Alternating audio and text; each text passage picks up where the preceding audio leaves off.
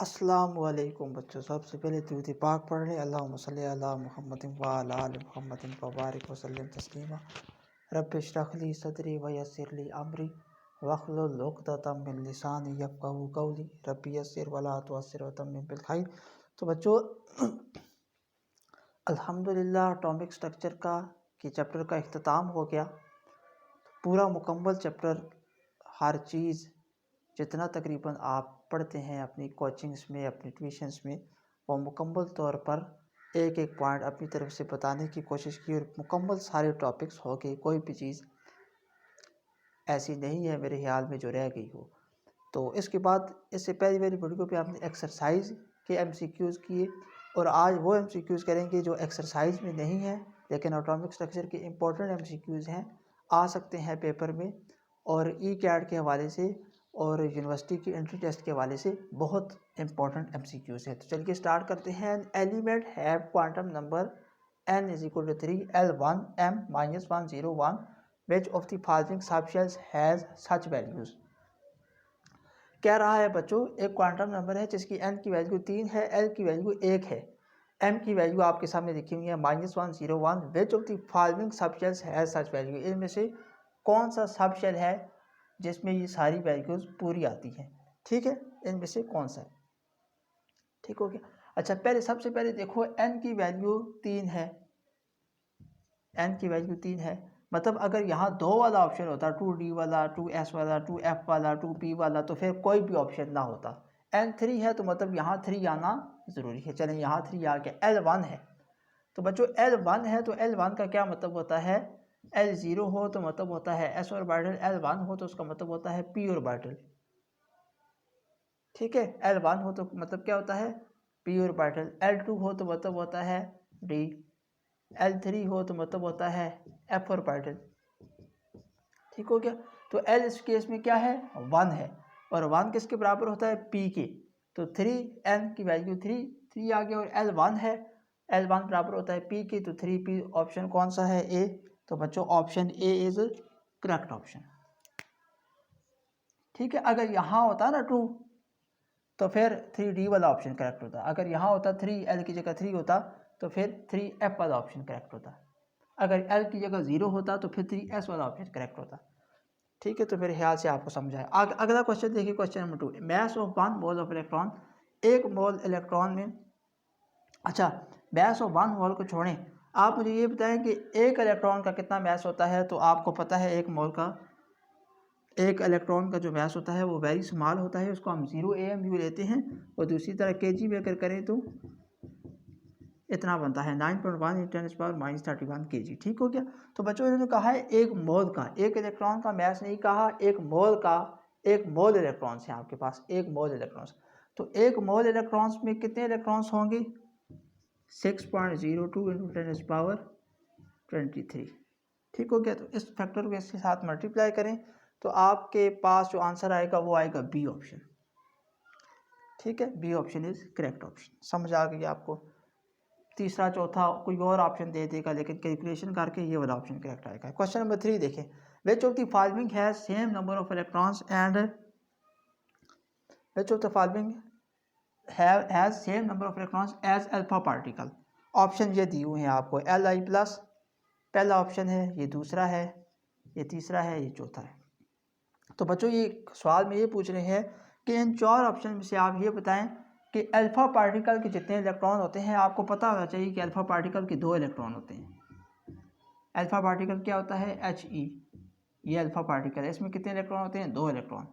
तो इनमें से किसके पास 2 इलेक्ट्रॉन हैं। तो बच्चों यहाँ देखें, लिथियम का एटॉमिक होता है 3, प्लस आ गया, 1 इलेक्ट्रॉन चला गया, तो यहाँ कितने इलेक्ट्रॉन बचे, 2। तो ए ऑप्शन इसका क्या है, करेक्ट ऑप्शन। अच्छा, यहाँ कितने हैं, हाइड्रोजन, यहाँ क्या है, H+3, तो ये तो नहीं हो सकता। हीलियम प्लस, हीलियम के कितने होते हैं, हीलियम के पास कितने इलेक्ट्रॉन होते हैं बच्चों, बेरिलियम, हीलियम के पास बच्चों इलेक्ट्रॉन होते हैं 2। हीलियम के पास 2 इलेक्ट्रॉन होते हैं, प्लस आ गया, 1 इलेक्ट्रॉन चला गया, तो यहाँ इसका एक इलेक्ट्रॉन बचता है, ठीक है। और बेरिलियम में 4 इलेक्ट्रॉन्स होते हैं, +2 मतलब 2 इलेक्ट्रॉन चलेगी, तो इसके पास भी कितने बचे, 2 इलेक्ट्रॉन। तो बेरिलियम B+2 भी करेक्ट है, Li+B इसका ऑप्शन करेक्ट है। H+3 तो हो नहीं सकता, ठीक है, H+3 तो हो नहीं सकता, इसका कोई और ऑप्शन होगा, यहाँ कोई और ऑप्शन आपको दे देगा। तो समझ आइए आपको, यानी ये पता होना चाहिए कि अल्फा पार्टिकल में 2 इलेक्ट्रॉन होते हैं, तो फिर यहाँ से जिसके 2 बनते हैं वो ऑप्शन करेक्ट होगा। अगला क्वेश्चन देखें, which of the following order of relative energy is incorrect. ये 4 ऑप्शन जो हैं इनमें से कौन सा ऑर्डर रिलेटिव एनर्जी का जो है वो करेक्ट नहीं है, ये आपने बताना है। जो करेक्ट है वो नहीं, जो इनकरेक्ट है वो, इसमें 2 ऑप्शन करेक्ट आ गए, ठीक। देखें, which of the following order of relative energy is incorrect, इनमें से कौन सा करेक्ट नहीं है। तो बच्चों यहाँ देखें आप कि आपको पहले बताया है कि न्यूक्लियस से जितना शेल दूर होगा उसकी एनर्जी उतनी ज़्यादा होगी, जो शेल न्यूक्लियस की करीब होता है उसकी एनर्जी कम होती है, ठीक है। यही हमने अकॉर्डिंग टू N+L रूल भी पढ़ा था कि इलेक्ट्रॉन सबसे पहले उसे दिए जाएंगे जिसकी एनर्जी, अफको प्रिंसिपल में हमने ये पढ़ा था कि इलेक्ट्रॉन सबसे पहले उसे दिए जाएंगे जिसकी एनर्जी सबसे कम होगी, फिर उससे ज़्यादा, फिर उससे ज़्यादा, फिर उससे ज़्यादा, यानी सबसे ज़्यादा ऑर्बिटल, जिस ऑर्बिटल की एनर्जी सबसे ज़्यादा है उसको इलेक्ट्रॉन सबसे आखिर में मिलेंगे, ठीक हो गया। N+L रूल क्या था कि 2 ऑर्बिटल्स की अगर N+L की वैल्यू सेम आ जाती है तो जिसकी N की वैल्यू कम होगी वो ऑर्बिटल पहले आएगा फिलिंग में, एनर्जी इलेक्ट्रॉन्स की फिलिंग में। तो यहाँ बच्चों ये देखें आप, SPDF ये इनकी एनर्जीज है। F की एनर्जी सबसे ज़्यादा है, F की D से ज़्यादा है, D की P से ज़्यादा है, P की S से ज़्यादा है। आप अगर पूछें क्यों, तो बच्चों इसलिए क्योंकि पहला ऑर्बिट जो होता है उसमें S ऑर्बिटल होता है, दूसरे में SP होता है तो वो दूसरा दूर होगा, तीसरे में SPD होता है तो वो और दूर होगा, चौथे में SPDF सारे होते हैं चौथे शेल में तो वो और दूर होगा। बच्चों जितना शेल नंबर होगा उतने ही उसमें सब शेल्स होंगे। मतलब पहला शेल है उसमें एक ही सब शेल होगा S, दूसरा शेल है उसमें 2 होंगे S और P, तीसरा है उसमें 3 सब शेल होंगे SPD, चौथा है उसमें 4 होंगे SPDF उसमें 4 सब, ये क्या है SPDF सब शेल हैं। ऑर्बिटल्स क्या है, ऑर्बिटल्स ये हैं कि P में 3 ऑर्बिटल्स हैं, PX PY PZ ऑर्बिटल्स हैं, D में 5 हैं जिसकी आपको दिखा दी हैं, जिसके नाम दिए हैं DXY YZ ZX X² Y² DZ², फिर F में 7 ऑर्बिटल्स हैं, ठीक है। तो ये ऑर्बिटल्स है। तो जितना शेल नंबर, एक पहला शेल है तो एक उसमें सब शेल, दूसरे में 2 सब शेल, तीसरे में 3 सब शेल, चौथे में 4 सब शेल, ठीक है। तो इस हिसाब से इनकी एनर्जीज हैं, क्योंकि F होगा तो F चौथे में होगा, चौथे शेल में होगा, पहले में F नहीं होगा, चौथे में होगा F जाकर, तो वो न्यूक्लियस से दूर है, न्यूक्लियस से दूर है तो उसकी एनर्जी ज़्यादा है, ठीक है। तो अब यहाँ इस ऑर्डर को आपने ध्यान में रखकर अब यहाँ से ऑप्शन तलाश करना है। P बड़ा है S से, ठीक है, ये तो करेक्ट है, P बड़ा है 3P। अब देखिए यहाँ दूसरा ऑप्शन क्या है, 3P is greater than 2P, तो बच्चों 3P बाद में आएगा, ये तीसरा शेल है, ये बाद में आएगा, जो बाद में आएगा उसकी एनर्जी ज़्यादा होगी, ये भी ठीक है। यहाँ देखिए C option 3D is greater than 3P, ये भी ठीक है, D P से बड़ा है। यहाँ चौथा ऑप्शन देखें तो चौथा ऑप्शन बच्चों इनकरेक्ट है, S जो है वो D से बड़ा नहीं हो सकता, ये इनकरेक्ट ऑप्शन है, ठीक हो गया। तो इतने सवाल आपने कर लिए, अब मैं साथ साथ इसको अरेंज भी करता जाता हूँ। ये वेरी इंपॉर्टेंट क्वेश्चन है बच्चों, इनको लाजमी आप अपने नोट्स में डालें।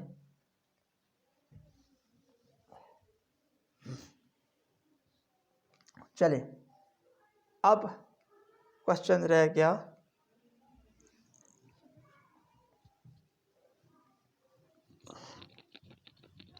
पॉज करके खुद से सॉल्व करने की कोशिश किया करें, वीडियो को पॉज करके और खुद से ट्राई किया करें बच्चों क्वेश्चन को सॉल्व करने की। यहाँ बच्चों क्वेश्चन देखें जो वेरी इंटरेस्टिंग क्वेश्चन है, which gas has highest E/M ratio. कह रहा है कि कौन सी गैस की हाईएस्ट E/चार्ज टू मास रेशियो, किस गैस की सबसे ज़्यादा हाईएस्ट होगी, ठीक है। तो करेक्ट ऑप्शन इसका बच्चों है हाइड्रोजन। ए ऑप्शन करेक्ट है, बाकी सारे रॉन्ग है। बताता हूँ कैसे। Which gas has highest e by m ratio. E क्या है? चार्ज। एम क्या है? मैस। बच्चों ये देखें आप, चार्ज हाइड्रोजन का कितना होता है? 1। मैस कितना होता है हाइड्रोजन का? तकरीबन 1, एटॉमिक मैस 1। ठीक है। हीलियम का कितना होता है? चार्ज 2, लेकिन मैस कितना होता है? मैस कितना होता है बोलेंगे? 4 एटॉमिक। नाइट्रोजन का चार्ज ज़्यादा से ज़्यादा 3 और 14। इसका 2 चार्ज होता है ऑक्सीजन का, और एटॉमिक मैस 16। 1 बाई 1 करेंगे क्या आएगा आंसर? 1। 2 बाई 4 करेंगे आएगा 0.5। ठीक है ना? 2 बाई 4 करेंगे 0.5। 3 बाई 14 करेंगे आंसर और कम आएगा, यहाँ और कम आएगा। तो हाईएस्ट किस में है? हाइड्रोजन में। तो समझ आ गई आपको बात। तो इस तरह बच्चों ये क्वेश्चन आपने सॉल्व करने हैं। An orbital having same energy, उसको क्या कहा जाता है? Degenerate orbitals. ठीक है। तो इस तरह की the shape of p orbital is, 4 option दे देगा, तो वो कौन सा ऑप्शन करेक्ट होगा? डम्बेल।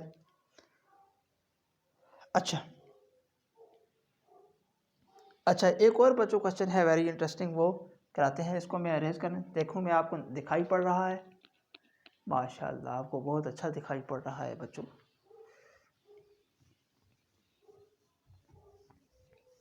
तो ये वेरी वेरी इंपॉर्टेंट क्वेश्चंस हैं ई कैट के, जो आपके एंट्री टेस्ट में आपको मदद करेंगे बच्चों। लिहाजा इनको आप और से समझें, क्योंकि समझने के बिना ये सॉल्व नहीं होते हैं। वेरी वेरी इंपॉर्टेंट क्वेश्चन है। एक क्वेश्चन और मैं लिखता हूँ यहाँ, बहुत प्यारा क्वेश्चन है। विच of the following particles, which of the following particles contain,